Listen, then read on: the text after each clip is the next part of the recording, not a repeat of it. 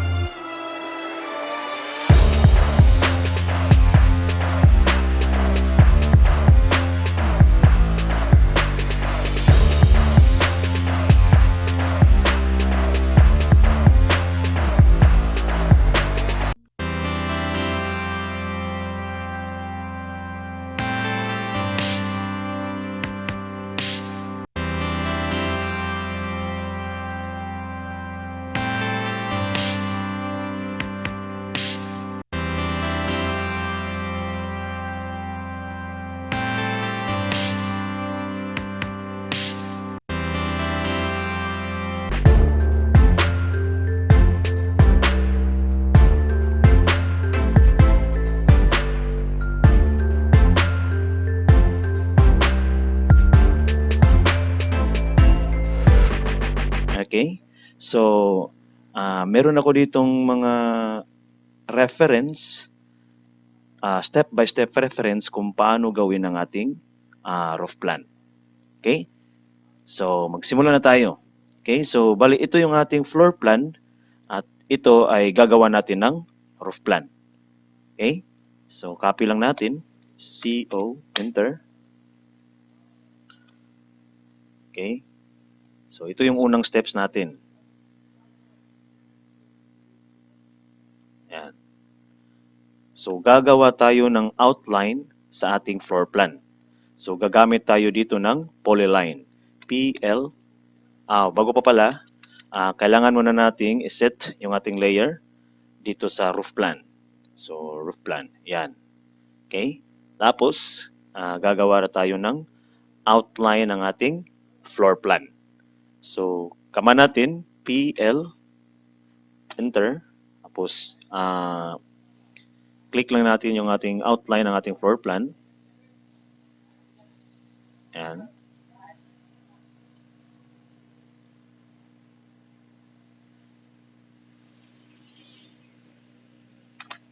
Okay. So, meron na tayong outline sa ating floor plan. Okay, next step. Copy natin yung ating outline. Okay.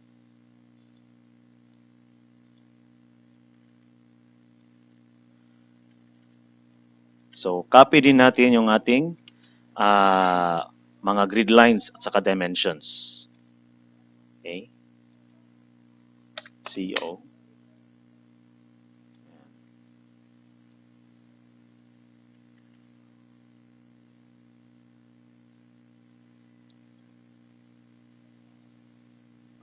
Draw order lang natin para mas malinaw yung ating outline. So, DR, enter, tapos B, enter.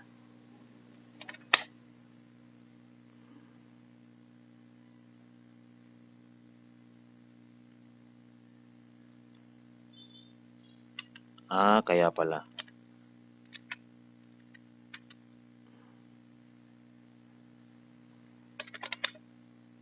Yan. Okay. So, next step tayo. Copy.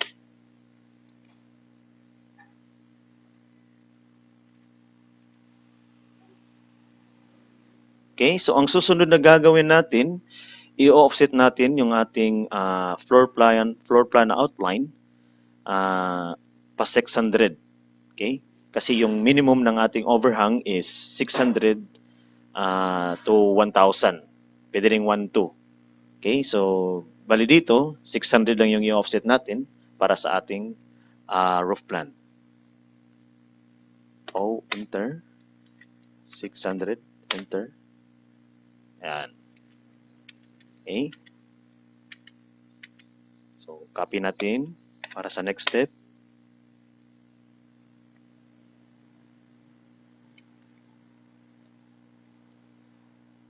Okay, so dito naman, ang gagawin natin is kailangan nating i-identify yung ating main roof at saka yung ating subroof.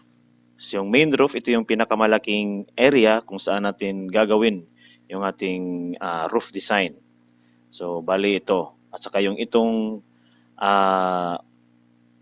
kumbaga parang nakausli, ito yung ating subroof. So lalagyan lang natin ng line, L, enter. Yan.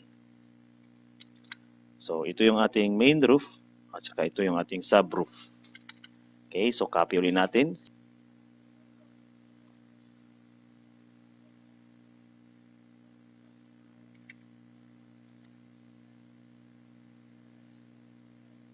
Okay, so ang susunod na gagawin natin, maglalagay na tayo ng incline lines para sa ating main roof.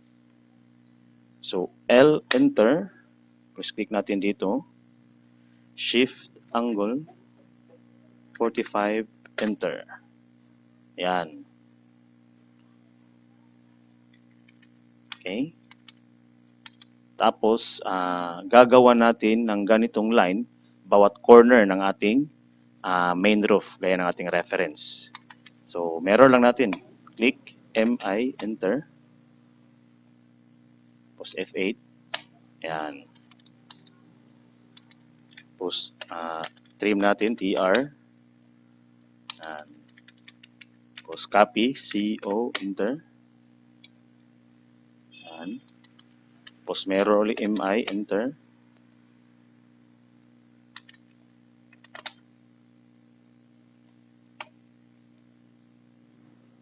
Okay.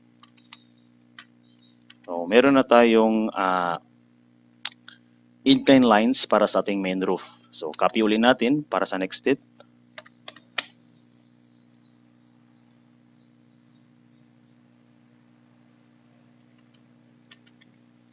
Okay, so bali dito naman, ang gagawa natin ng inclined lines is yung ating subroof. So, copy nyo lang, CO, enter. Yan. Tapos mirror, MI, enter. Yan. Okay. So, copy uli. CO, enter. So, dito naman ang gagawin natin is ititrim natin yung mga sobrang lines para mas malinaw na yung ating roof design. At maglalagay din tayo ng mga additional lines, gaya ng mga lines na ito. L, enter, yan, PR,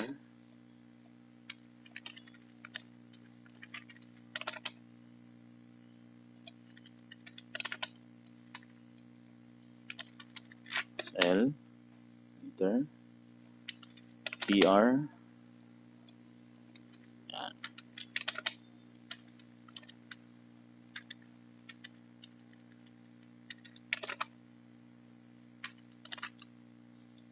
Okay. So, medyo malinaw na ng konti yung ating roof design. So, copy ulit natin. CO, enter. Okay. So, bali dito, kailangan nating i-hidden line yung ating floor plan outline. Okay, gaya ng ating reference. Okay, so click nyo lang, tapos punta kayo sa by layer, tapos hidden.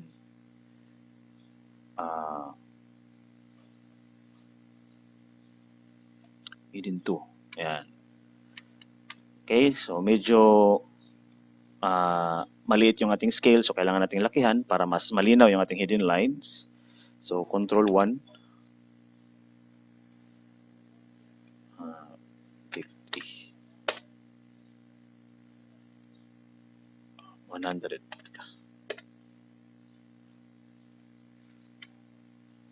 Okay. Okay. Tapos copy rin natin. CO.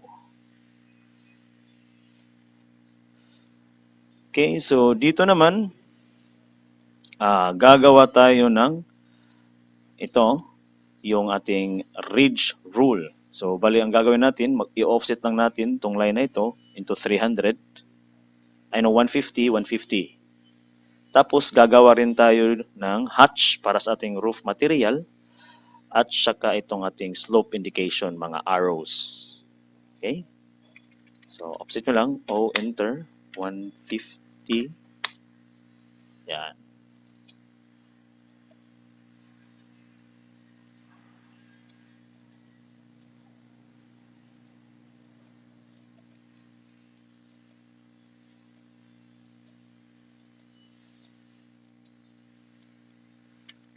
Tapos trim.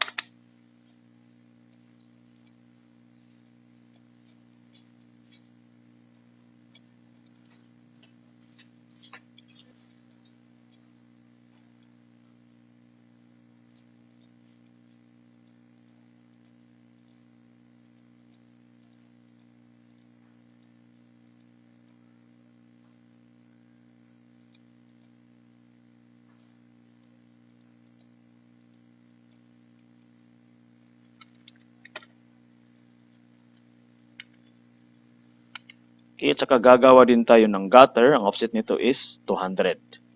So, offset lang natin itong edge ng ating roof design.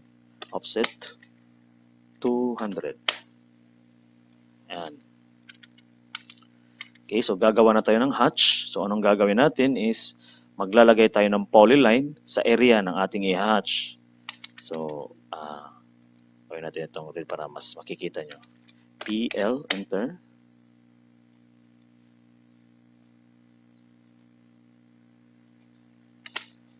Yan. So, bali itong triangle na ito yung ating area kung saan tayo mag-hatch. So, move lang natin sa labas. So, H, enter. Tapos, punta kayo sa dito, ANSI.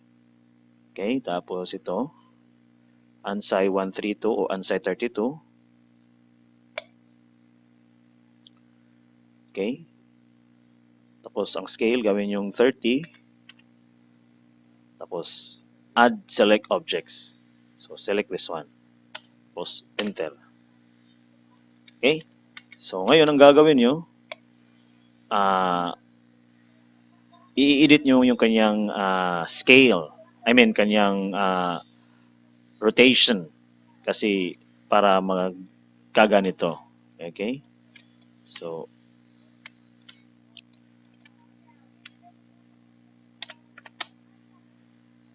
gawin natin 225 yung kanyang rotation angle.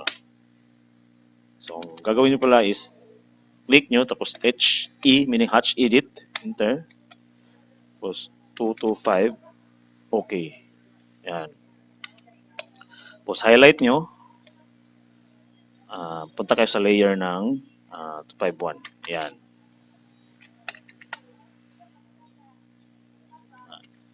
Tapos copy nyo lang, CO or move. Yan. Tapos the order, click DR enter.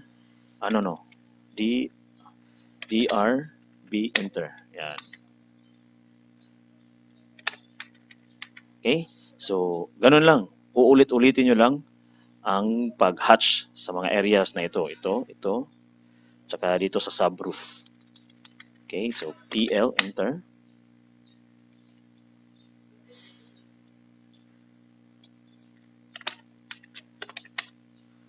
Dito.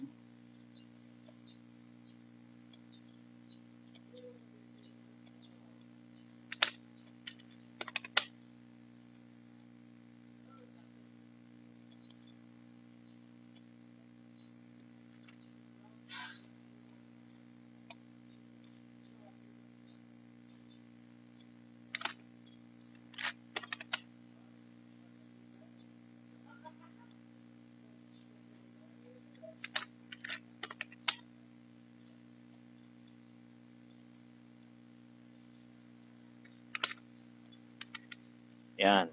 So, copy lang natin sa labas para mas madali yung ating pag-hatch. Enter. H 225.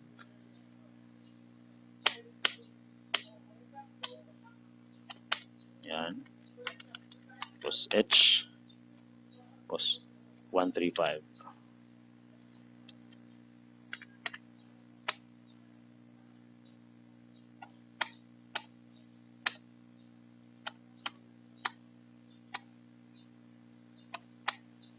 Okay? Tapos ilagay natin sa layer na 251. Yan.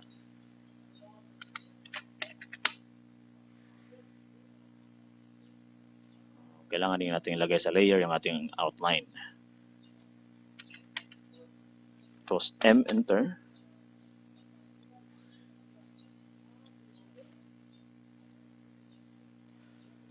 Tapos the order lang natin. DR, enter. B, enter. Yan. Okay, so ngayon naman, ang gagawin natin is yung ating slope indication. So madali lang to, ang command na gagawin natin is polygon. So POL, enter. Tapos 3 sides, kasi triangle, enter. Tapos ayan, inscribe in circle. Yan.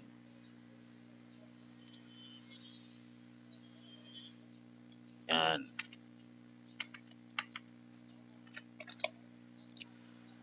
Tapos i-hatch lang natin, H, enter. Tapos punta kayo sa solid. Yan.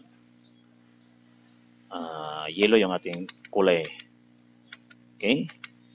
Tapos sa text, tingnan natin kung anong one. Okay?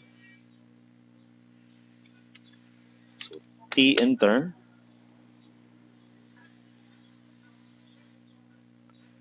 Tapos, gawin natin 150. Tapos dito, yellow. Tapos type natin slope. Tapos Tapos okay. Yan.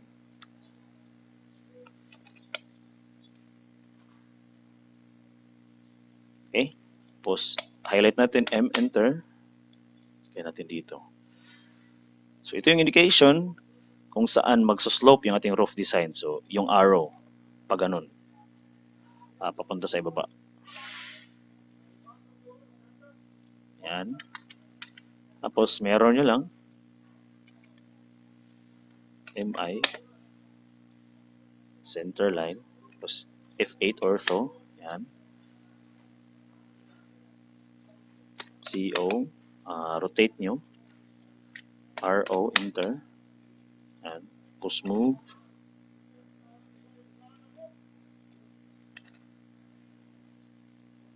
Yan. Tapos mirror ulit. Yan. Tapos copy nyo lang.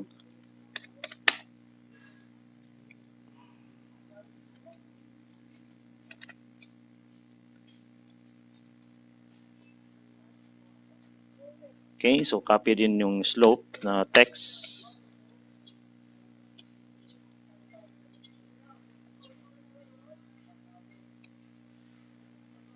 Tapos rotate.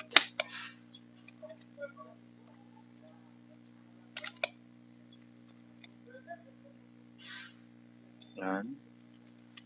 Copy.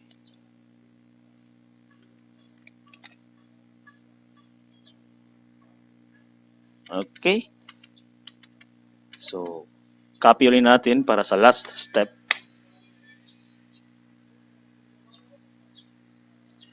Okay, dito sa last step, ang gagawin natin is maglalagay tayo ng dimension para sa ating roof design para kung gagawin na ito sa actual, meron silang basihan kung paano ito gawin. At saka of course, kailangan nating ilagay yung ating drawing name, roof plan, tapos scale indication. Scale 1:100 meters. Okay? So, DLI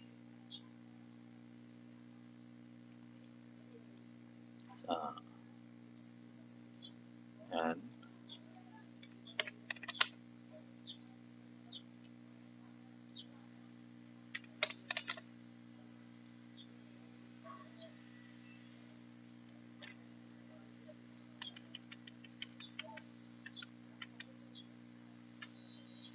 Okay.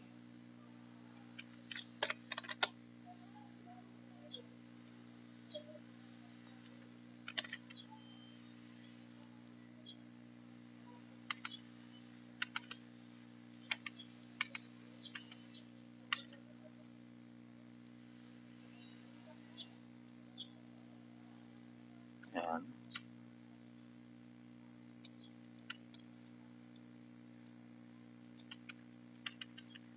Tapos MA, match properties. Yan.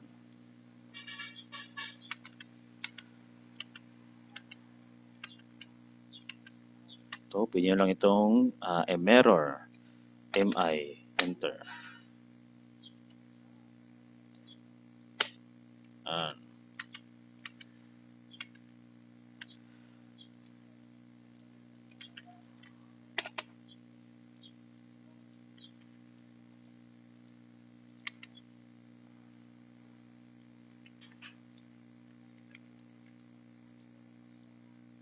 Yan. Tapos ito.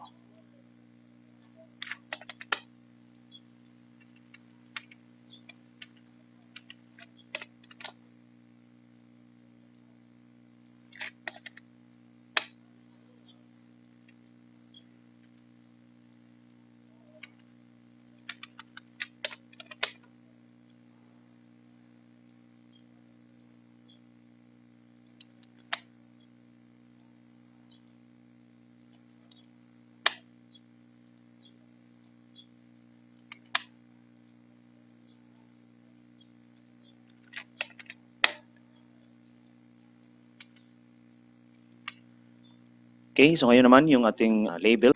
So, tingnan natin yung height, 500. So, ito, 150. Okay. So, text T, enter. Tapos, 500. Okay. Ay, no, mali. T, enter. Tapos, gawin natin 500. Tapos, gawin natin itong yellow. Tapos, type tayo, roof plan. Tapos, okay. Okay. So, double-click natin. Control Shift U. Yan, para maging capital letters. Yan.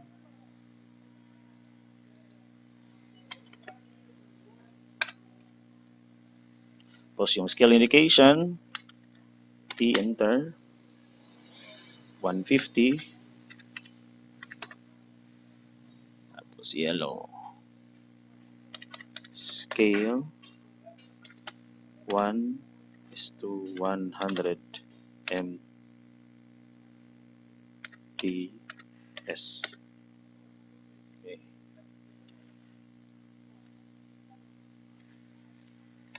Control Shift U.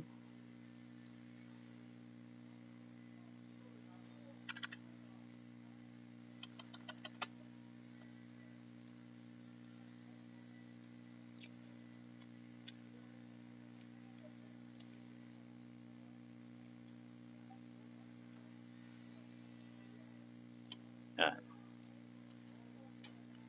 Lagay lang tayo ng line L para mas maganda siyang tignan.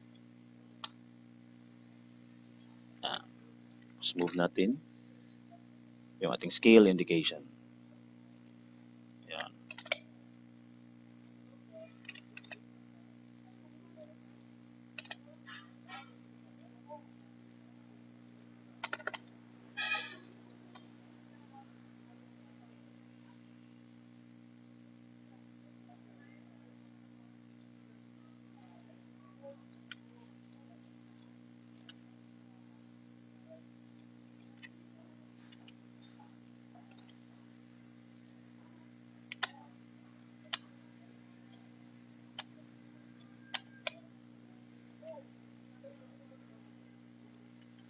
Okay. So, pagitna lang natin. Yan.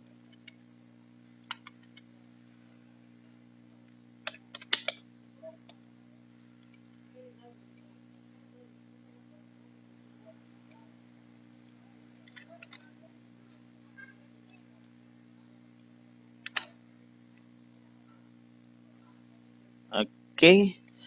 So I guess natapos na natin gawin yung ating roof plan sa AutoCAD. I hope meron kayong natutunan sa video natin ngayon at sana patuloy nyo pa rin subaybayan ang ating mga drafting videos dito lang sa SmartWorks Skills Tutorials. Hanggang sa muli at maraming salamat.